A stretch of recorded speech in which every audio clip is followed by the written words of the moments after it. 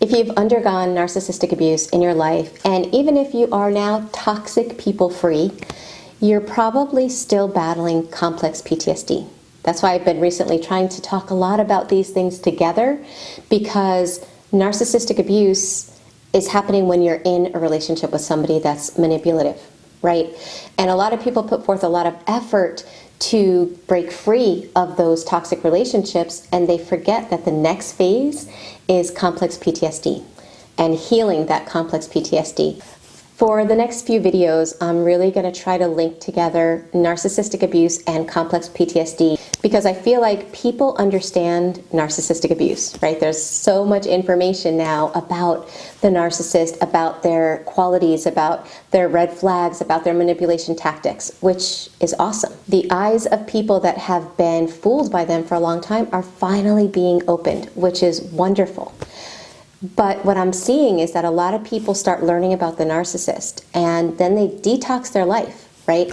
They remove toxic people from their life, and then they start to try to move forward.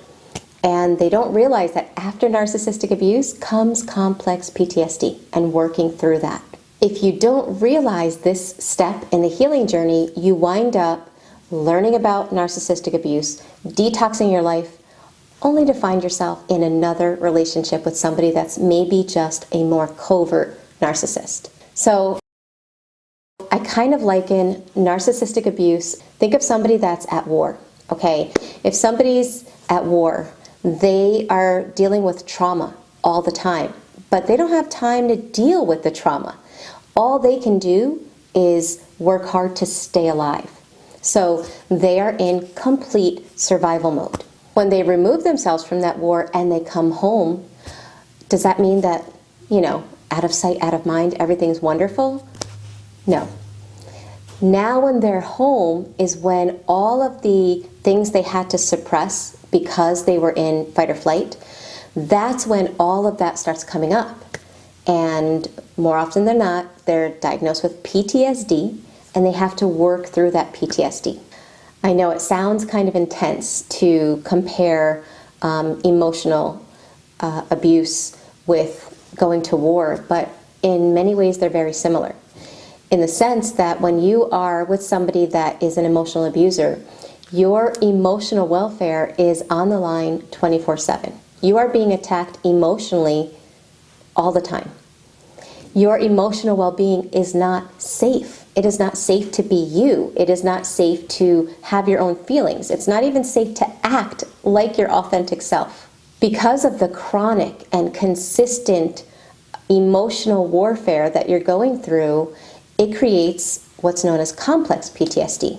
Okay, so in that sense, when you're out of the relationship, if you don't deal with the complex PTSD, just like the soldier who came home, if he or she doesn't deal with the PTSD, it's going to affect every aspect of their life. Well, it's the same thing with victims of narcissistic abuse.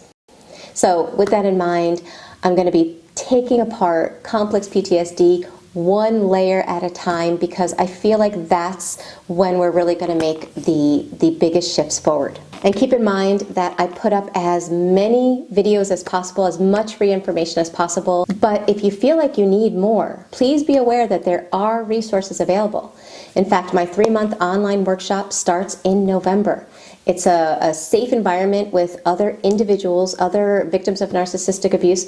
We get together and we take apart these symptoms on a weekly basis, and we do it in that safe environment. So if you think that you could benefit from that, make sure you check out the link. I'll leave it right here for you. When I was thinking about what I was going to say in this video, I was kind of asking myself, how could I explain the damage that narcissistic abuse does to a person? And what came to mind was, imagine you have this awesome computer. It's an awesome computer, right? You've had for a long time, you know how it works.